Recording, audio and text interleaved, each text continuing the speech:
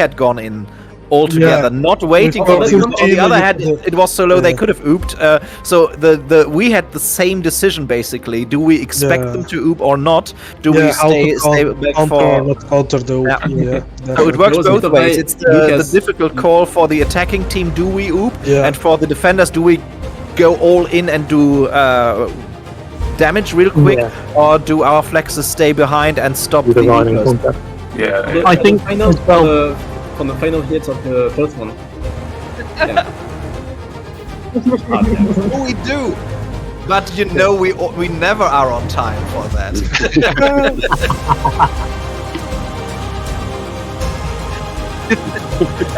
I think it was only 10 this time. Hey,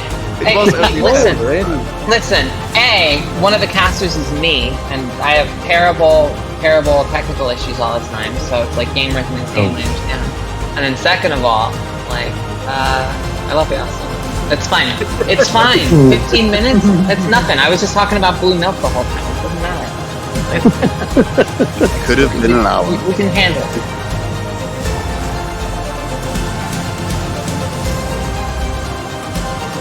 All right.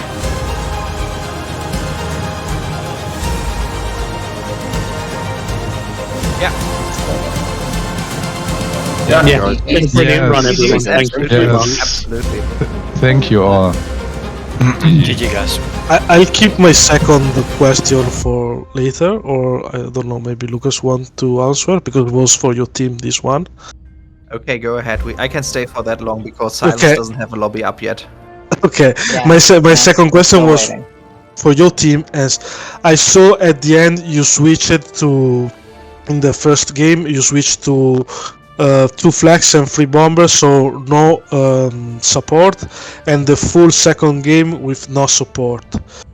Again, did you regret this decision? It worked at the end because it was so close, both the games, or what's your sensation? What's your feelings? To be fair, I'll take the answer on that one if you don't mind, Lucas. There's no regret on that one, like absolutely none. Usually when you take a decision that's for several... Yeah, of course you regret it. You just have to jump in the damn support for once instead of your cozy bomber. You beautiful bastard. But I would have been the one flying the support, and clearly I wouldn't have been able to shake up the pressure. And I wouldn't have had any added value. The added value that I had as a flex on the second game, I wouldn't have had it. I saw you hammering that generator with the blast burst, and you take one down all yourself almost, and the second, and you were also working. The blast burst cannon is OP, ladies and gentlemen. I saw. I saw you. All my capship damage is done 100% on blast burst. I don't run any carries for DPS. Okay, that was my question. And if you have questions about blast burst, you can look up my guide on the internet. Ayla, do you have any question? Always plugging the guide. Okay, listen, you kids, get out of here. You've got another game. Silence is putting up. We have all the time in the world. I just want to ask about blue milk. The game. You're stressing my poor retired heart. The game is up, I understand. So the game is up. I'm not seeing it. No, it's Good not. luck, Jhabacc. Have a good game. Being thrown out. All right, thanks for the interview. See you around. Okay, Thank you. Okay, listen, here we are. Welcome to the final match of the first season of the Sabacc tournament. I'm here with my co-caster Ayla. Thanks for casting that last game. That was super fun. We know now that the Corellian Spike, we did think that there was a possibility, or there was a possibility, of a 3-way tie at the top, but we know that that's not now going to happen because the Corellian Spike winning that match have taken them to a perfect record of 4 wins from 4 games, so they end the season on 12 points. Empress Tita, we know, will finish second, but this game still has some impact on the table because this game will decide whether Jhabacc or Centran Sabacc will end the tournament in 3rd place. So you must be relieved, Ella. I don't know. How do you feel? You're in you're safe in second, but Corellian Spike pipped your team to first spot there. Yeah, I mean, it's a bit of an emotional roller coaster, right? So we definitely aren't going to be, first, but we may be secure for second. Well, you're definitely second. Like, so the scoreboard is up now. Centran, Corellian Spike with 12 points, Empress Tita with 9, Jhabacc currently have 3, and Centran and Coruscant Shift both have 1 point, but Centran can overtake Jhabacc with a win here, so that would put them on 4 points in third place. And I think Centran have been hats off to their team captain Silence, because he's really blooded a lot of new players in this tournament and played them. And I understand his top tier players haven't been as available as he might like. I realise actually I've got the wrong title up here, so I will fix that. But yeah, he hasn't had the top tier players that he might have liked to have available there, but he's fielded those players and they've done well, and they've done some been involved in some really narrow games. So it's been fun, right? Yeah. It looks like the match is up, so we're just waiting on a password here. Really looking forward to getting in here. But yes, I mean, look, I couldn't help but feel the emotional roller coaster losing the title, but I'm going to be real with this. I really had no idea that my team was doing that well until you just told me on air right now. So I thought maybe we were in danger of losing our second. Now you're telling me right now that I'm a secure second. That's good to hear. Yeah. But my professional duties to the Squadrons Esports Federation. Well, and you've done preclude me from saying more about. You've done great there, Ayla, as a new player. I know you had a few technical issues definitely in the first match. Absolutely. So yeah, but you stuck with it, and I hope you've enjoyed it. And as I say, a couple of people who are not necessarily new players. Some people are new players. Some are just new to the competitive scene. And the part of the whole idea of the tournament was to provide an opportunity for for new players to get involved with the competitive scene. I seem to have managed to start queuing for fleet battles, which is not what I meant to do. I want to join this custom match because the lobby is now up. It's up under Silence. Lobby is now up, and we'll remember to join as a spectator. Indeed, this time we will. Yeah, I saw you do that in that match. Everybody does. So at some point, everybody loves that. Yeah. Everybody, it's a really popular move. Everybody thinks it's almost like joining a Teams call and being on mute. People just do it now for shits and giggles, right? So yeah, pretty much. Okay, so we're here. The lobby's ready. We have the Centran Sabacc team will be taking the Empire first. So we have Silence and Satake, TK9274, Edmund Fonda, and Maze. So TK9274 is a player who's pretty new to the competitive scene. Satake has definitely been around for a while, but again, I think mostly played. Am I right in saying he's mostly played in dogfights? I'm not sure, but a veteran player. And on the New Republic side, we have Cronus Plague, another new player, Amazon employee, also known as Heresy, Billy Keystrokes, who comes in from TRA's team. He's been around and about, great guy, great to see him playing. Flying Llama, who's a returning player from the Remnant Squadron, and Lions, who is, frankly, Squadron's royalty, a very, very top tier player. I think the result in the games against Corellian Spike there would have been different if Lions was available, but obviously this game is all about availability as well. So it wasn't to be, but this should be a good game. So yeah, as I say, the league table is settled in terms of who will win and who comes second, but this match is essentially for third place here, and Jhabacc will duke it out with Centran, and it looks like we're good to go, Ayla. Looks like we're good to go, and the game's launching. So here we have the New Republic lobby, and the map is Fostar Haven, so the map's chosen randomly.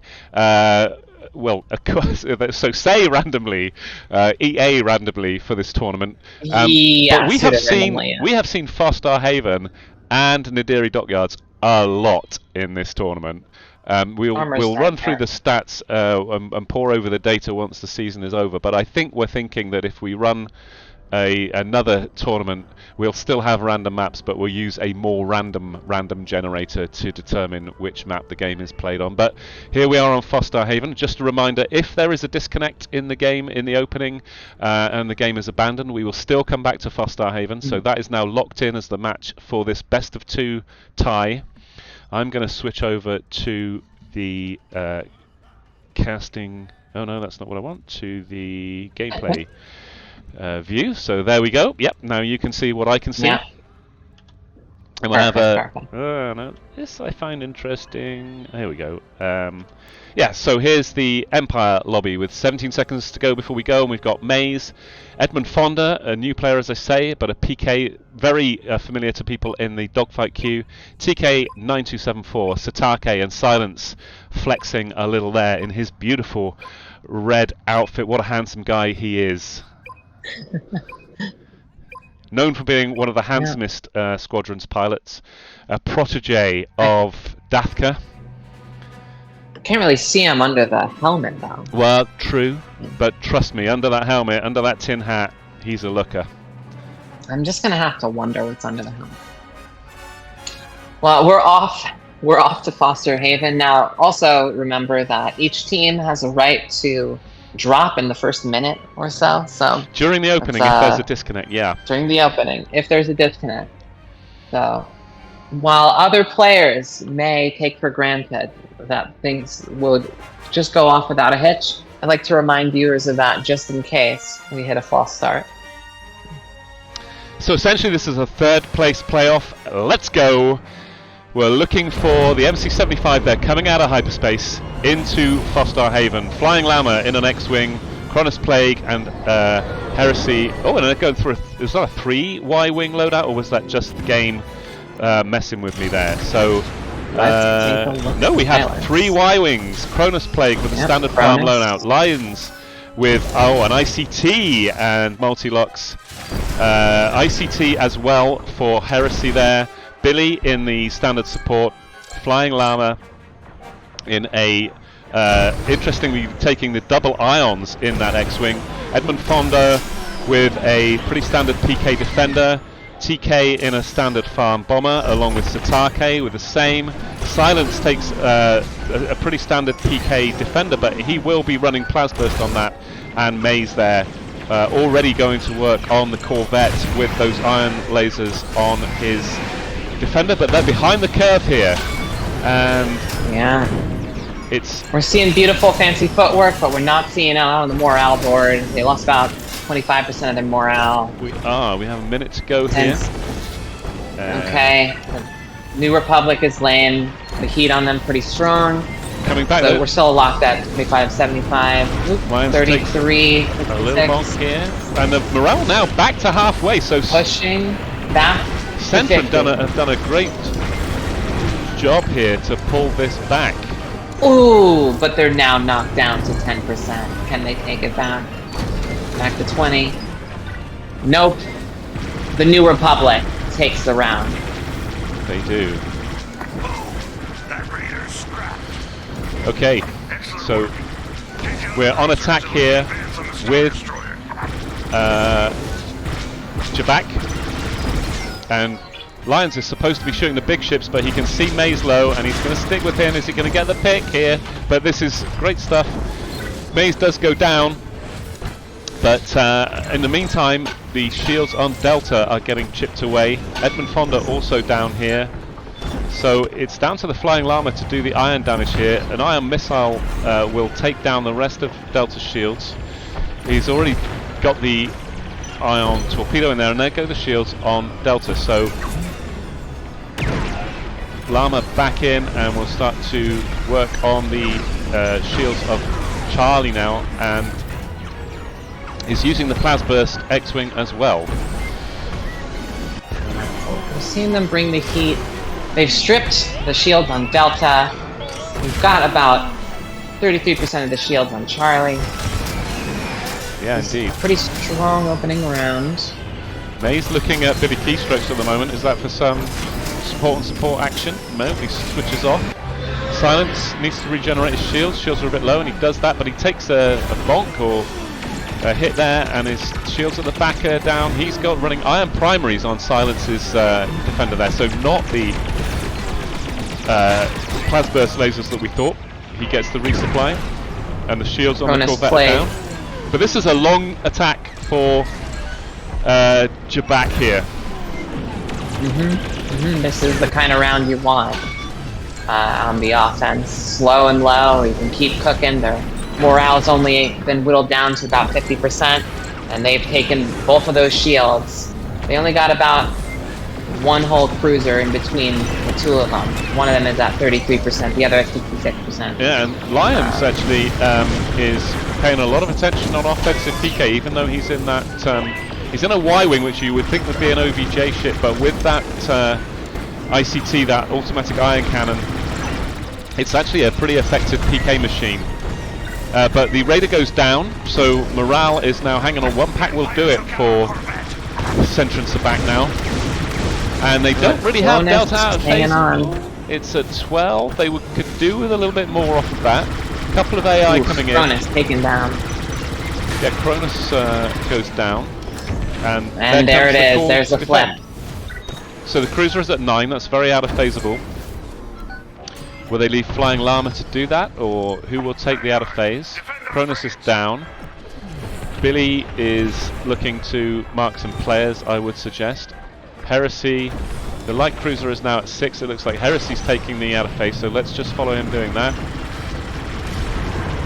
And it's 4. It's taking some time. Heresy is absolutely stationary now, so if he was picked up, but the light cruiser goes down, so in comes that morale, and the morale is already at half. Shields on Charlie and Delta frigates still up, so half on Charlie. Oh no, TK accidentally pulling the holdo maneuver and taking himself out, and that's gonna bring down the morale for his side, and we're nearing ever towards the flip. And there is the flip, and if Graf Lucas was commentating with you, he would say that is unfortunate, and indeed it was. The shields do go down. That is unfortunate. I think I'm going to adopt that as well. But this is that is unfortunate. This is now an uphill battle. It's incredibly important on this map to get ahead on the frigate phase, because once this Alpha frigate goes down, or on attack, the Delta frigate goes down, for the New Republic, for the Empire's team, they have to go all the way back to their flagship to resupply. And meanwhile, the New Republic team has both of their Nebulon frigates up, so they can just have a short hop back for a resupply if they get into trouble. And Delta morale coming in for Centran here, but Delta is not long for this world, and that will give them a 15 morale boost, which will take that morale bar in the center of the screen back up. And as you can see here, now we're on the assault. We're on the flagship attack. Is a strong round. And Billy, though, is back at his own flagship, so he needs to come in, get marks on that ISD. That will enable a shield gen attack. So the 2 golf balls on the bridge of the ISD there, those are the shield gens. Those will be a priority for the Jhabacc team to either disable or destroy those shield gens. Yeah, Amazon employee is going slow and low, trying to get beneath that shield. Pulls it off. Yep. Llama already in on that shield gen. Mark's not on the ISD, and he parks there, so that's dangerous. What is if he got spotted there, he'd get picked. Very risky. Cronus plate comes in. He's dunked into the infrastructure. Cronus plate goes down. Lions. Lions is still PKing on offense here.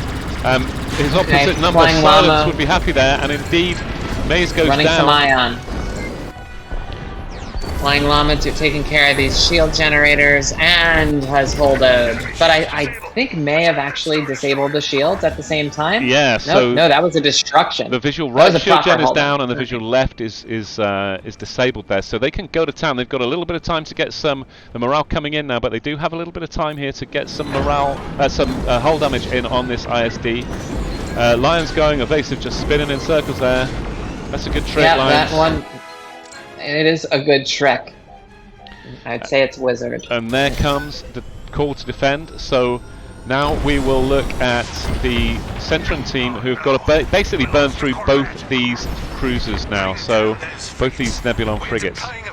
Satake Well, if they're going to stay in the game, they're going to have to take care of both of these. But they will get the We saw morale this back. happen last game. They will get the morale back for that, so this is doable. Satake is still PKing on offense. I would suggest in your bomber, my friend, you need to get on that attack. Although the shields are still up on Delta, but you need to head for Charlie and get some captured damage in here. What's TK9274 doing? He's also not looking at the cap ship. He's getting some heat as well. Ooh, this is really definitely difficult. getting heat. Doesn't look good. Doesn't look good for TK9. Does not look good for TK9274, and he goes down. And Flying Llama is looking at the Raider here. Cronus Plague is farming, but this is very much Lions here is doing the PK in the Y-wing. And as I say, it's a bomber, but it's actually a very effective PK machine, especially with that ICT against defenders. But you can see those lasers burning We have through Edmund. shields. Gotta give props to Edmund Fonda for attempting to do the objective here, but it's just not enough.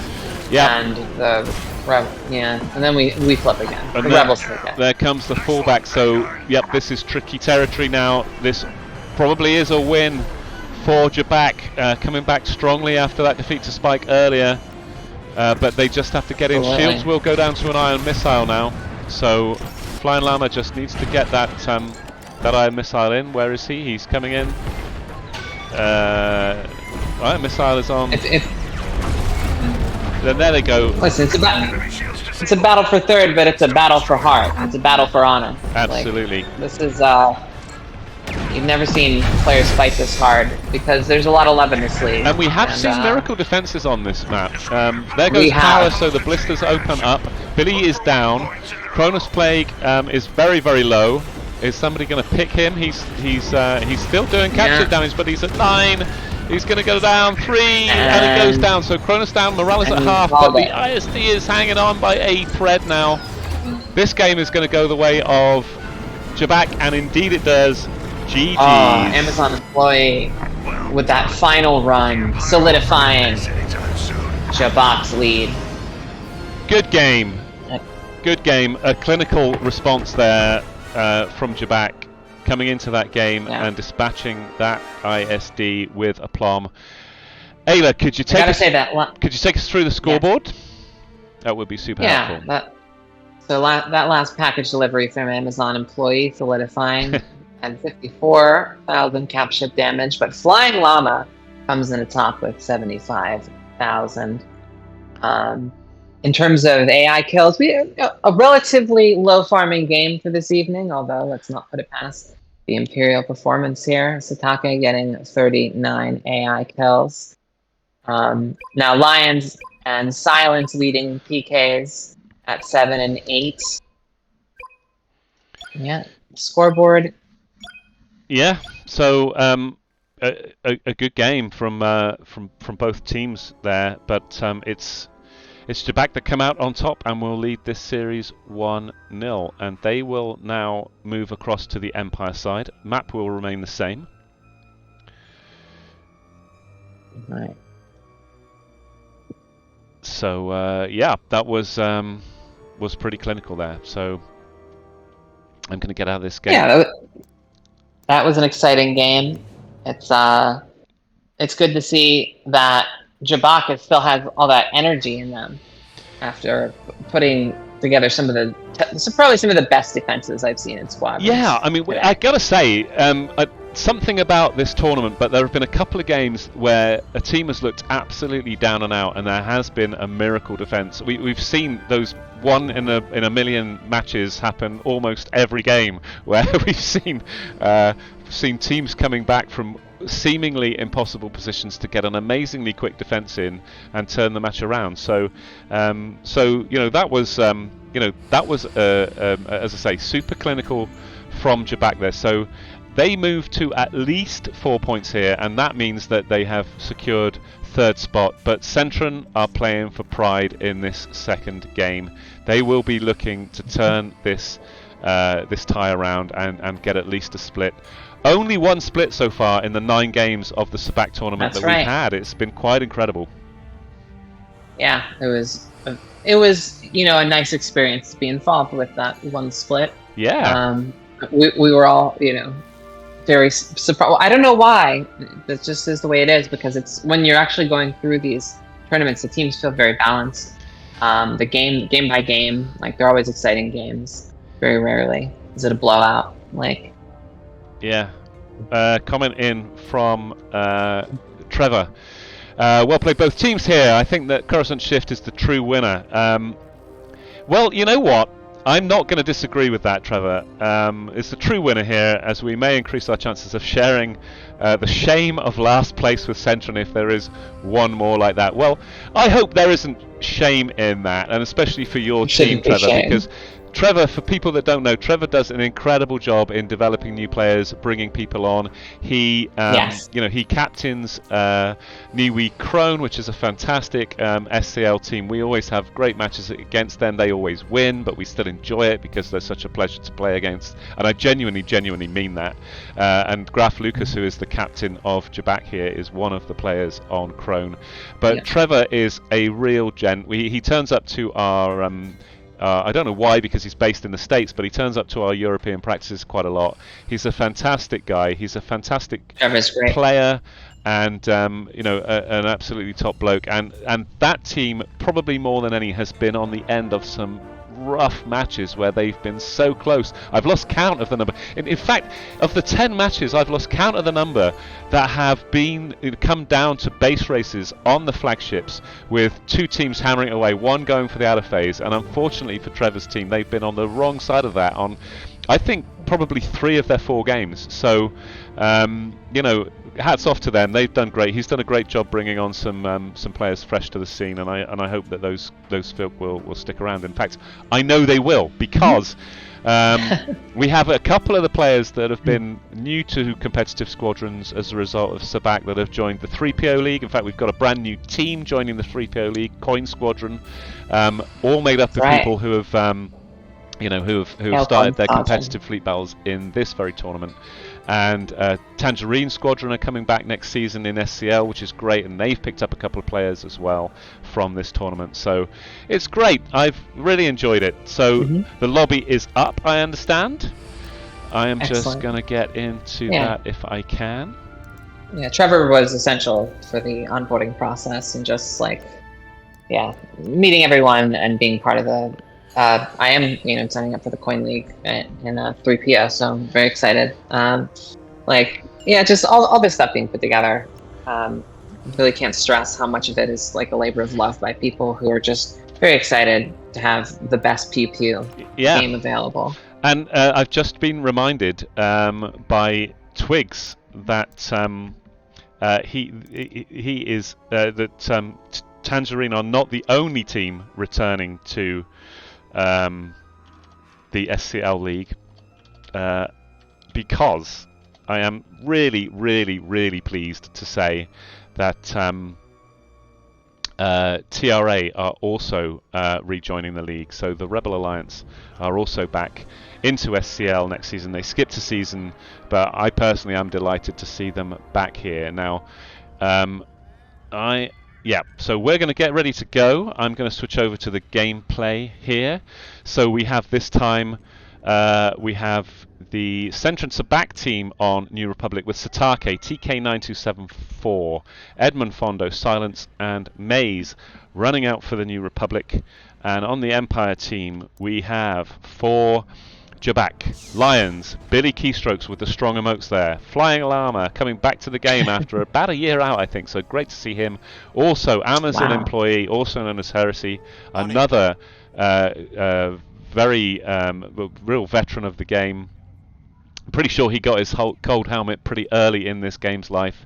Good to see that, and great to see him back. And Cronus Plague at the other end of the schedule, at the other end of the scale there, a relatively new player. So let's get this game underway.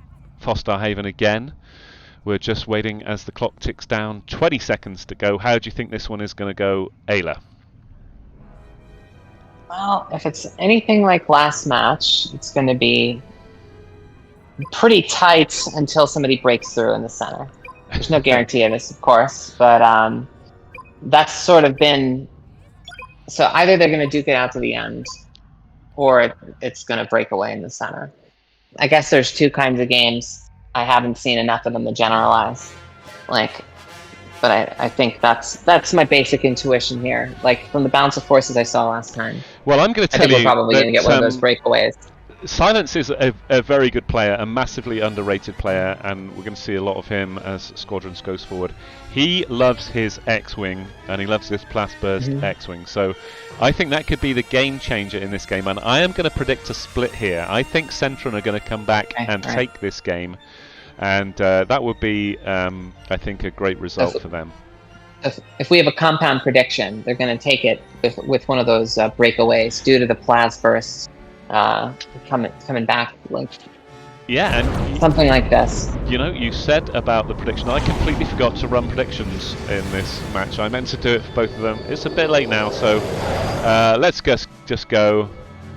Yeah, something to think about for next time around. I totally forgot to do it, and now I am just waiting. Here we go on the pilots. So Satake in the Y-Wing.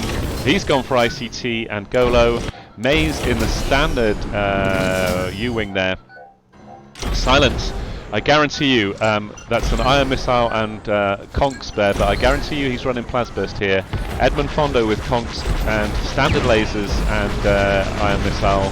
TK with a standard farm loadout, and over on the Empire side it's Flying Llama who gets dunked there and is in a bit of trouble here in his defender with again a PK loadout of ion missiles and quick locks.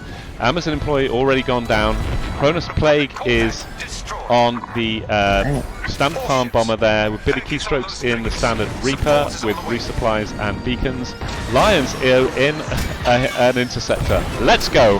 And they have the attack. Empire's already on the assault. You weren't even done at the description. Yeah, so who is going to do the iron damage here though? Because the interceptor punches quite gives quite a punch.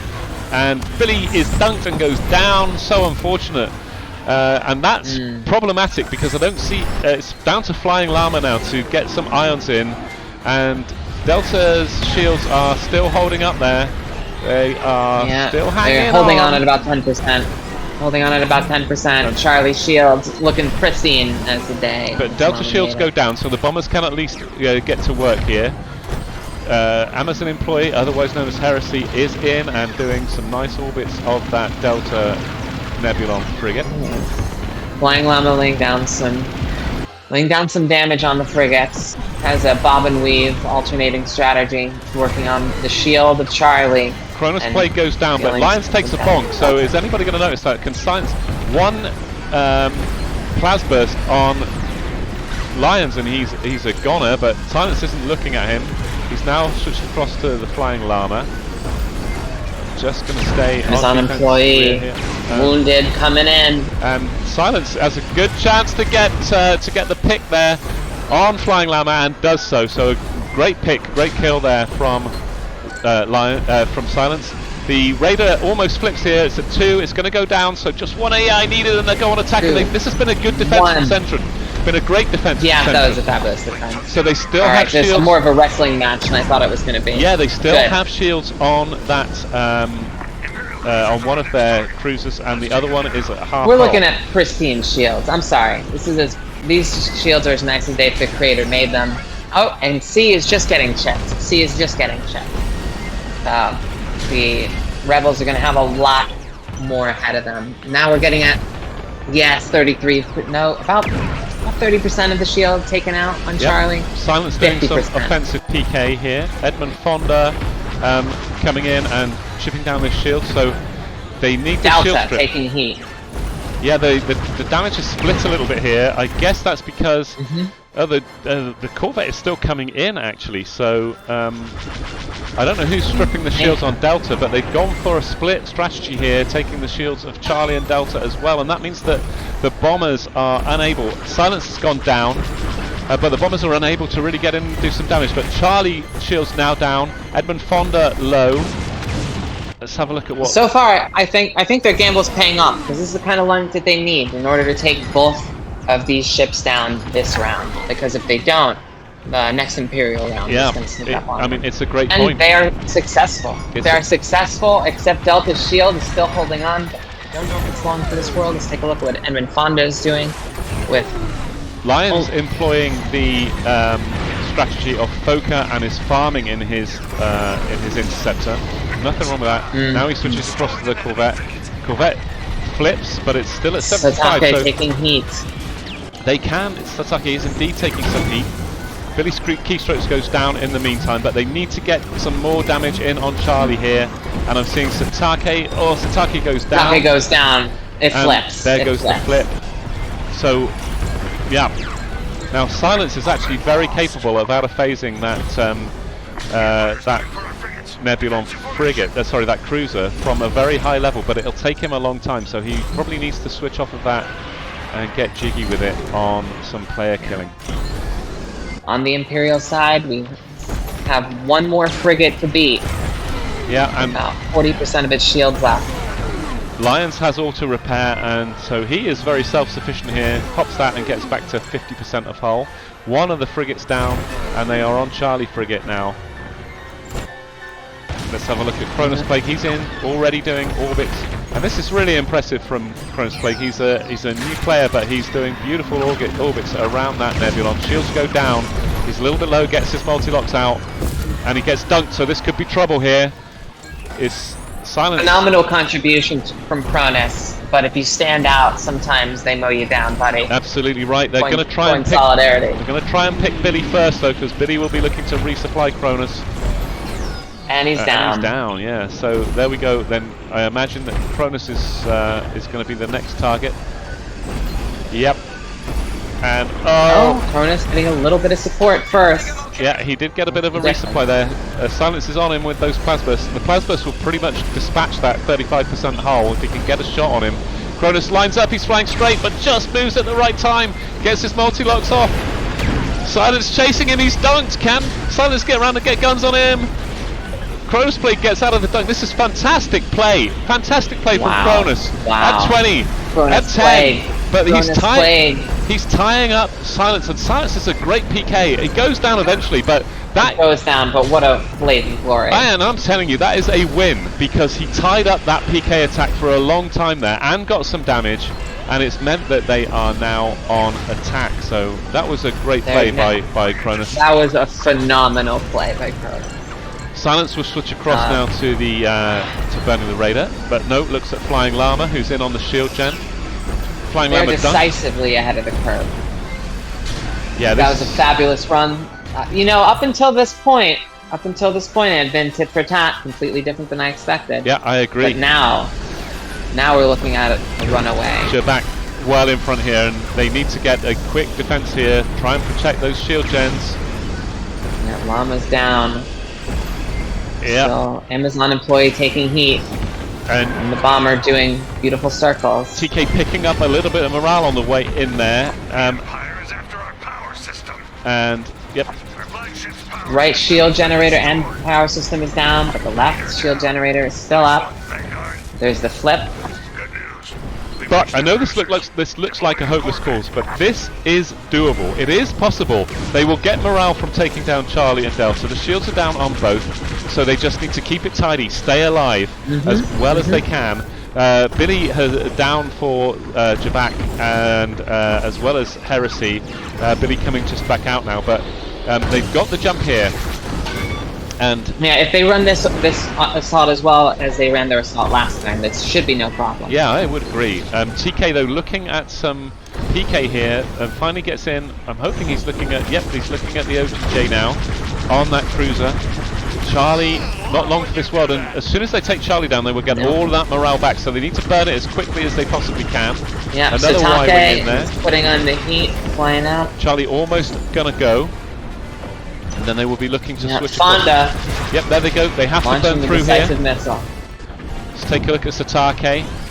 Satake coming down and looking at Delta 3. This cruiser will go pretty quick as well.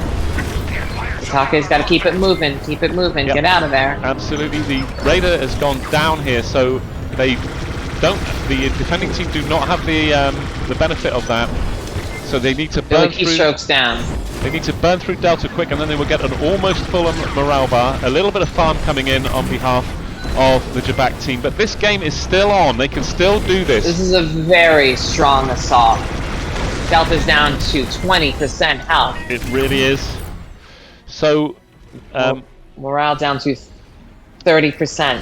And they still have a shield gen here, so they have an interesting dilemma here. Can they burn through this Delta frigate and get a shield gen, which I think they could, or do they take the outer phase and get the quick defense? I don't know what they're doing here. Satake looks like he's doing. Looks PK, like they're holding off. Looks like they're holding. Yeah, the Raider is down. So they're holding this for the outer phase, and they will look for a quick defense. They're going to try and get some player kills, and then look for a quick farm. Okay, you got to make the call. You got to make those kinds of calls on the field. It's not what I would have done, but let's see what happens. Well, it's a viable strategy, and we've seen these miracle defenses on this very map. So this is doable. They're teeing up something legendary, is all I'm going to say.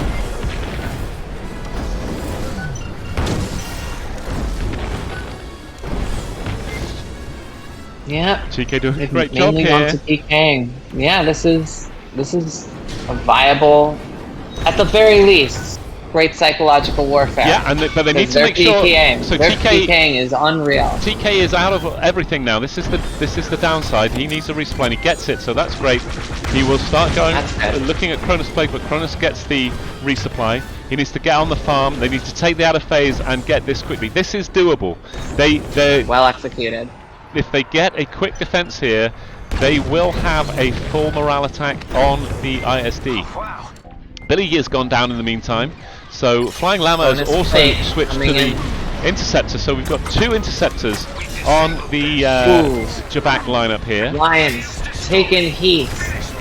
But has a little bit of resupply, good teamwork. Well, Amazon employee hanging on.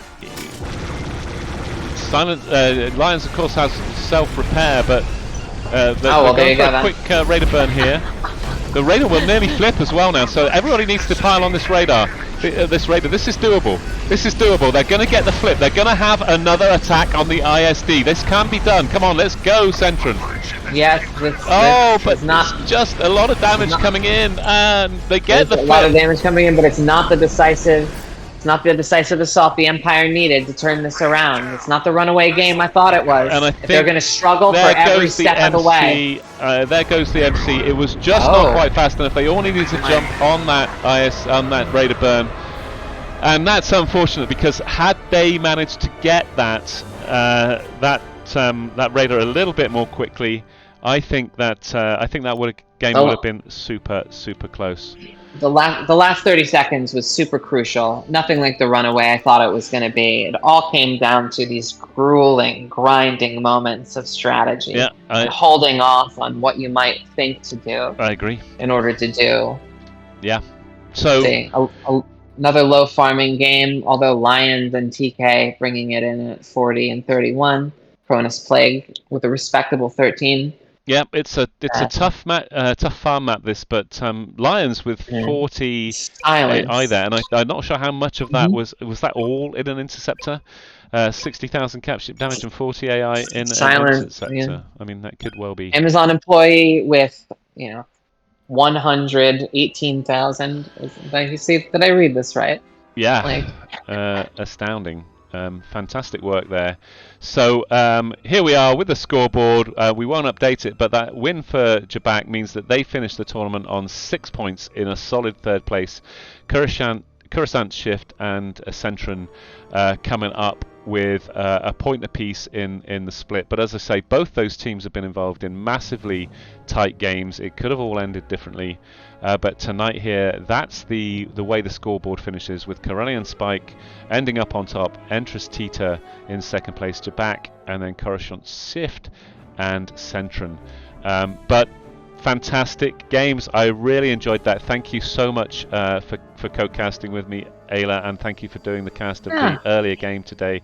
That was super fun. Tell me about the tournament for you. Have you enjoyed it? I've enjoyed it massively. For maybe 15 years, I've stayed away from anything that smelled like sweaty competitive gaming.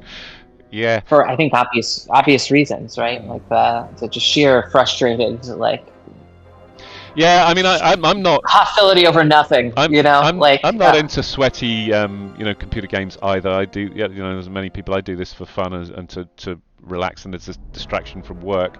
But I have to say the Squadrons community is a really wholesome one, and you know, they there doesn't seem to be too much toxicity. It's quite a small community now, of course, but it's been a small community of adults with families. That's, you know, at the average age is maybe twice as you might find on other games. Yeah, 100%. So there's a lot more maturity and perspective. People, I think most people that are playing this game are people that had fond memories of X-Wing versus TIE Fighter and that whole series. Yeah, totally. And so we're hitting this really interesting like little demographic thing where, of course, these people care about this. Yeah. And I don't know about you, but I think the World War II fighter pilot part of Star Wars is maybe like not as well represented in the sequel trilogy. Like, not that I didn't like those movies at all, but like I'm with you. Aside from maybe Star Wars Rebels, and I did think the new Ahsoka show had Hera, of course, bringing that old spirit back. So I really appreciated that stuff.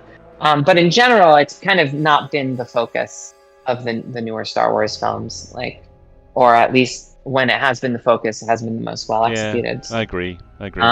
Listen, should we jump in? Let's jump into. Do you have access to high rolling nerf herders? We'll go and say hi to Silence. I'm going to drag you there so you can go and say hi. Yeah. Hey folks, so we're raiding you. Do you fancy an interview or two here? How's it going, Silence? Do you mind us crashing you? How was that for you? Oh well, the first one we had some for our US players. They had some lag issues in both lobbies. No way. Yeah, and the last one was a bit. I had a weird moment. I think it's my microwave. When my family uses the microwave, my Wi-Fi gets really bad stutters. Yeah, it so happens. I can tell when the microwave is up. I am suddenly worse at Squadrons. Oh, man. No. Overall, I think it felt pretty good. Like, both games were reasonably close. I think the first one, I think they had double ICT at times, at least one ICT most of the time. Yeah.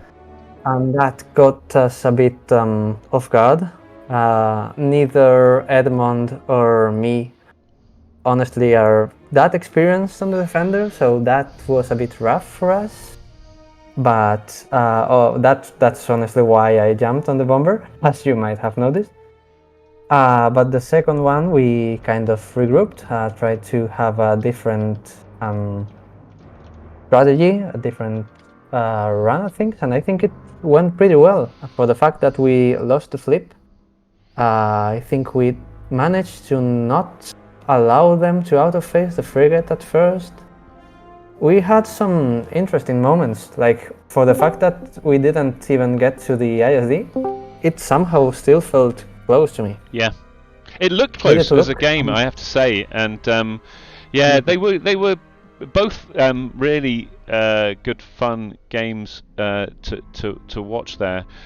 So Graf, you secure the third place there. You're muted, and I'm not sure if that's. In fact, do you know what? I think that might be something to do with the channel that we're in. The channel. So I suggest we all move down to Mumblers, and then we will be able to do that. So,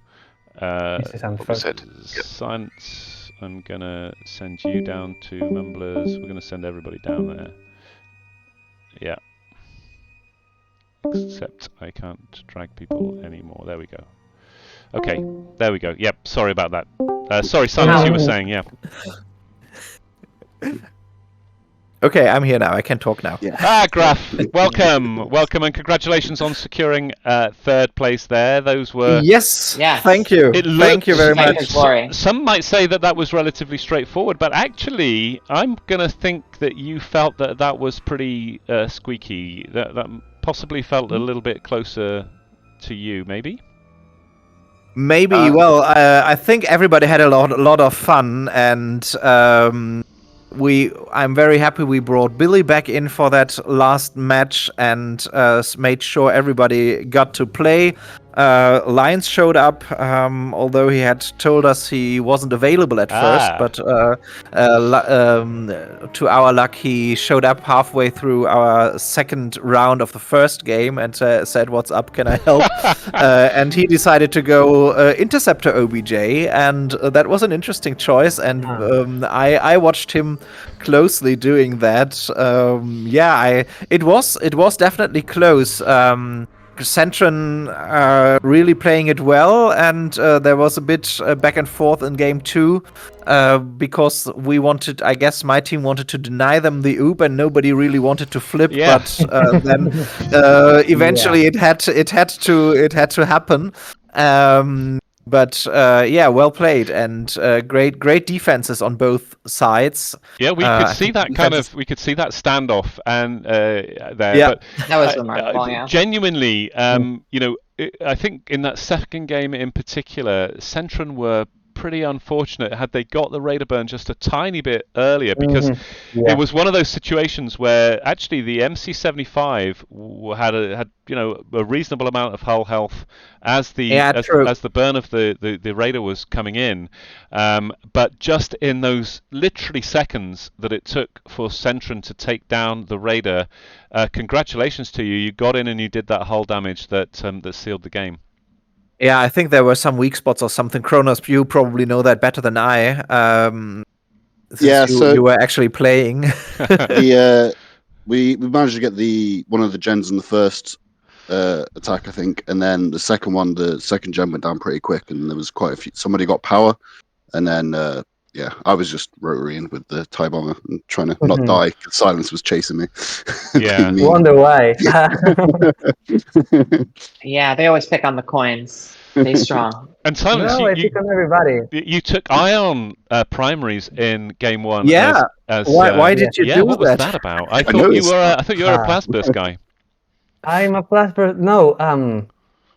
How's the word? I'm eclectic. Yeah. Honestly, the reasoning for it is that my defender is like nowhere near as decent, good, whatever, as my X-wing is, and my Plasburst OBJ isn't great. So I thought I could be.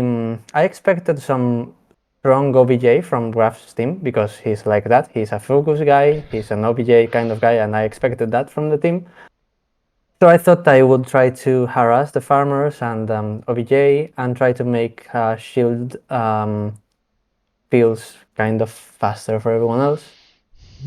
And to an extent I think it worked, but I really struggled with the defender in that first game with so much ICT on the field. Yeah, that was painful. Two ICT Y-wings in a 3 Y-wing lineup there. So, but of course the weakness in that lineup was the X-wing with the double ions. So, and absolute credit, they got in, I think, and managed to get the ion torp off, which probably set them up pretty well for that first game. Honestly, getting shields down, especially in a team that is not so coordinated and has not played a lot together, there are two things where you really notice that, and that's shield runs on the frigate phase and ultimately the flagship attacks, and there you could really see, especially in our game against Corellian Spike earlier, that we really have never played together at all. Heresy has never played with us, period. He came in literally 5 minutes after the game was supposed to start, and that was the first time he was with the team, so we had very little time discussing who was supposed to do what. Yeah. And all things considered, that was an awesome tournament, and it just worked very well. We put probably our lack of preparation and lack of practice was really to the detriment of our coins and staves, because they would have profited not only from our enthusiasm and throwaway advice, oh, why don't you do it like this, and oh, I wrote a guide 5 years ago, but before the game even came out. You're telling me right now that the performances tonight were just with a fresh team that never played together before? Yeah, basically. Llama and Heresy were supposed to be there for our second game 2 weeks back, and Llama had been coach on all our matches, but didn't have always had hardware issues, and Heresy could never log into his account. And today it ultimately all came together. So we are happy for that. And it's just a bit unfortunate that we still could not at least get one game against Corellian Spike. Yeah, but that second game against Corellian Spike, I thought was like one of the best run defenses I've ever seen in a Squadrons match. Oh, thank you. There were some great ones, but the last one was too slow.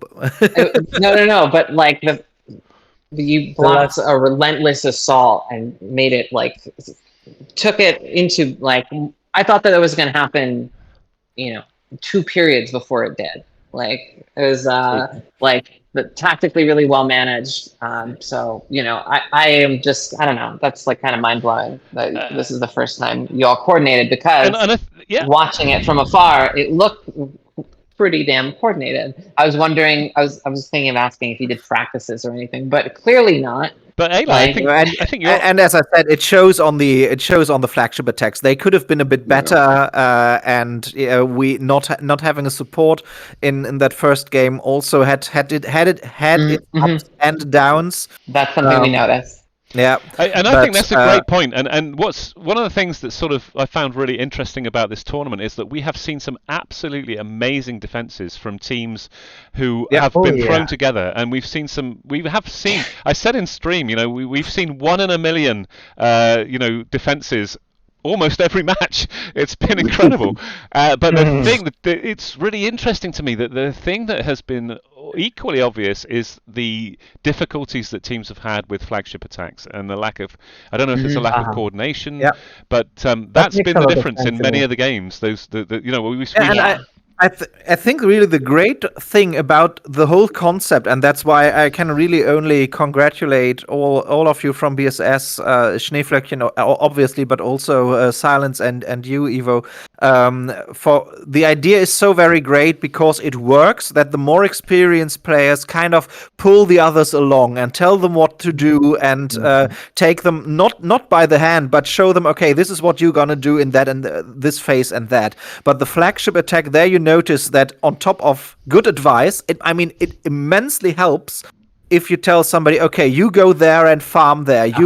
We team up on this one. You help me. There are a lot of players who can fly well, but in a team you need to work together, and that works to a point. But when the flagship attacks start, we all know that we've all practiced our shield gen runs over and over again on our own, and then in a match it comes together with coordination.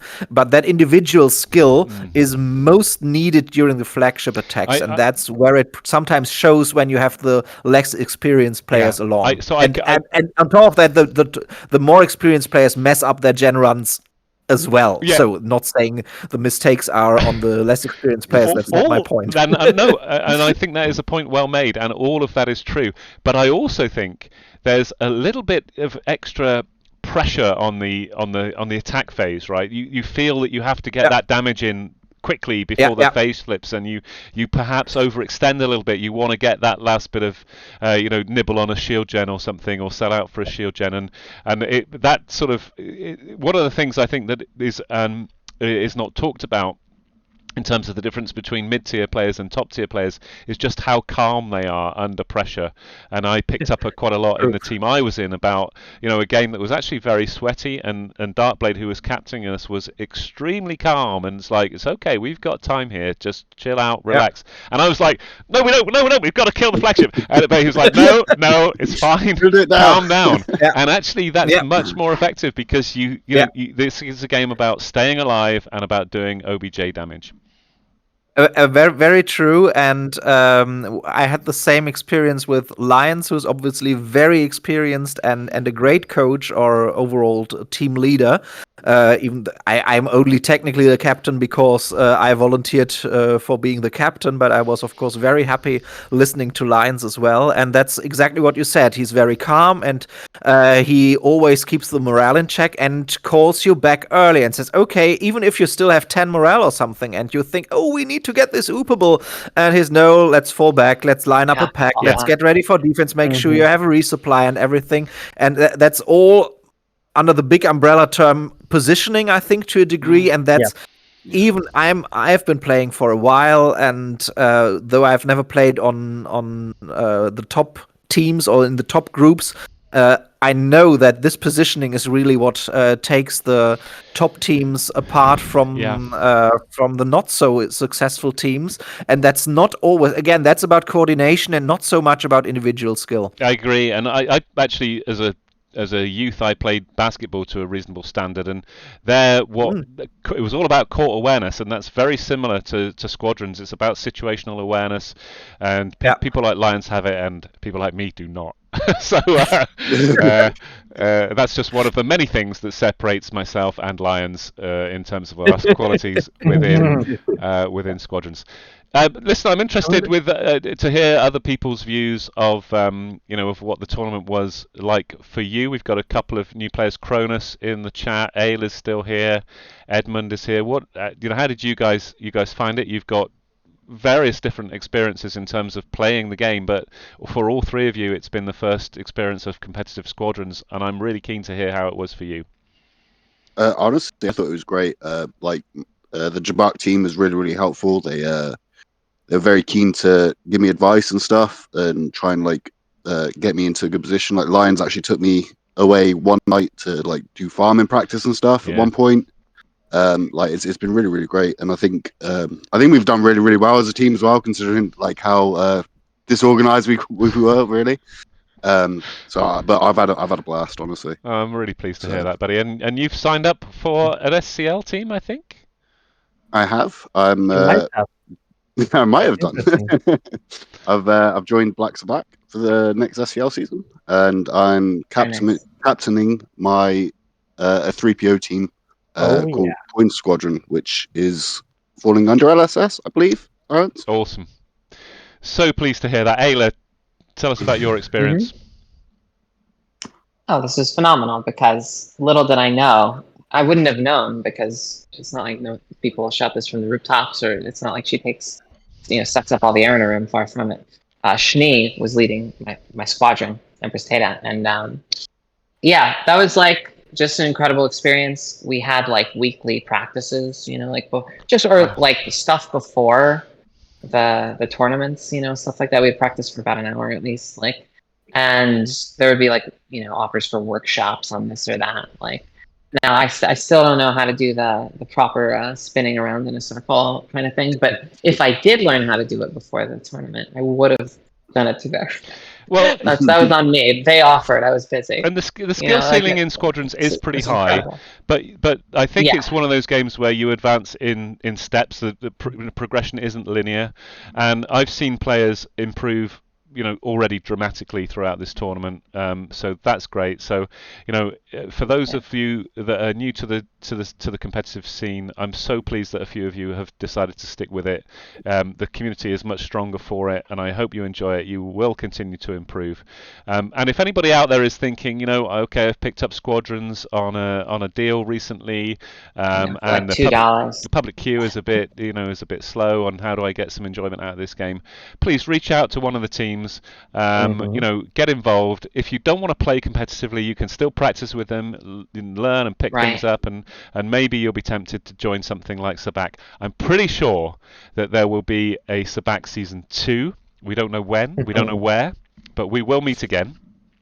And I'm going to be sending out a very short survey. It'll take you no more than 5 minutes to complete. I'll send that out at some point over the weekend, and I'm going to ask all of the players to complete that survey. But anybody that's been watching as well and that is interested, please do complete it. We want to run Sabacc again, but we want to make it even better than it was this time. We want to make the games even more fun, even more balanced. So your feedback is really important. It's hardly possible, Evo. It's hardly possible. Make sure you include the questions. Do you want Graf Lucas as captain again, so everybody can vote no, because I've done such a terrible job with scheduling and everything. Listen, Graf, I know that you had some that you had some scheduling issues that meant that you delayed your games until the new year. But generally speaking, this has been great. I think a lot of we've managed to get a lot of game time in for some new players, particularly in the European Union, but also we've had people from the States as well. And retired players as well. Retired players coming back, absolutely awesome. And I just want to run through a few of those. We've had Llama back, which is great to see. We've had Heresy back, which is great to see. Haven't seen those guys, for a long time. Merryface was signed up to a roster. I'm not sure if they actually played. It would have been great if they did. But I really want to give a massive hat tip to the new players. So Homunculus, I don't know how to say Dog or Dodge or Doog or whatever his name is, but we think it's Doge. We think it's Doge. Okay. But a massive hat tip to them. Kronos, yourself, TK9241, and Edmund Fonda have actually been the mainstay of the Centran team. I'm sure Silence. Yeah, they've been ridiculous. I am so proud of them. Yeah. I will speak about this eternally. Yeah. Massive hat tip, and Phoenix and Ayla, again, absolute mainstays of an Empress team that finished second in the league, so that's superb. Lewis and Dylan also making a contribution, massive contribution to Coruscant's shift there, so really pleasing to see that. And Ayla, you're friends with Dylan, is that right? Yes, we've been very long-term friends. And is that through gaming or real life, or?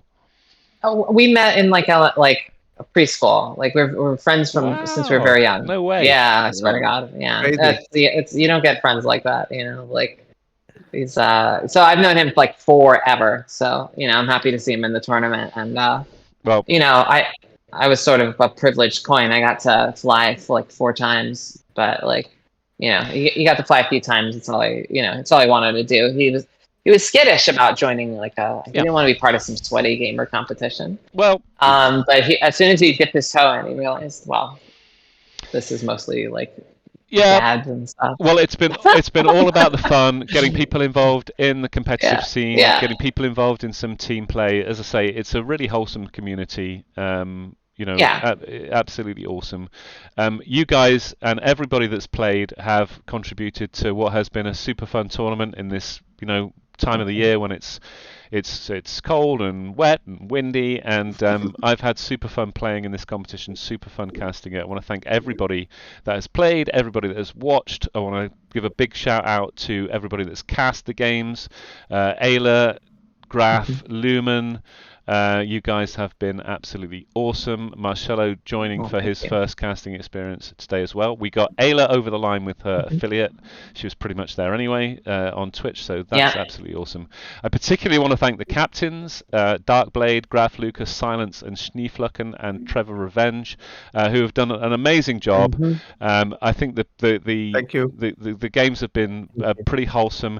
Dalek, who is one of the game's best PKs, chasing around the more experienced players rather than going after the less experienced ones, that is massively. You have honor. Yeah, and to be fair, that might have made a difference in some of those tight games that Coruscant Shift had. So, this isn't just about who wins. I mean, we're all winners, right? Cliche after cliche. I mean, we're fighting that this hard for sometimes it was for who's getting third or who's going to. What kind of third are we getting? These people were not fighting for the points. You know what I mean?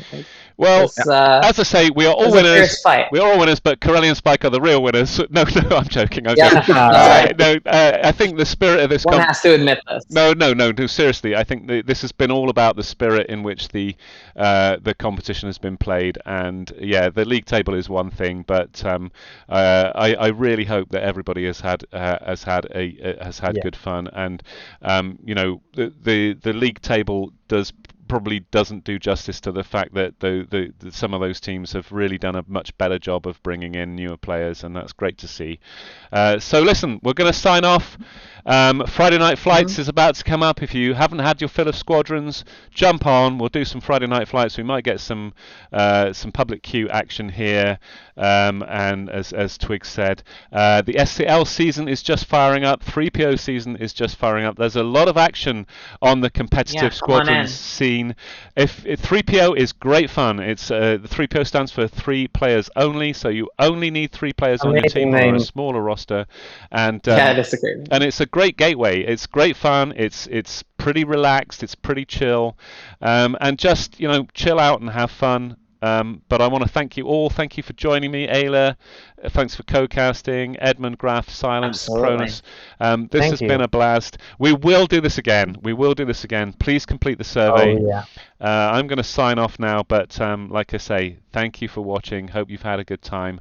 And long live Sabacc, long live Squadrons.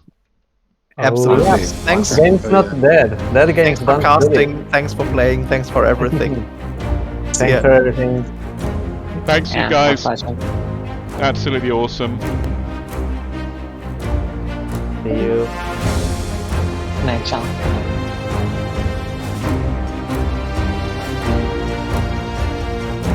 Thanks, Ayla. Awesome.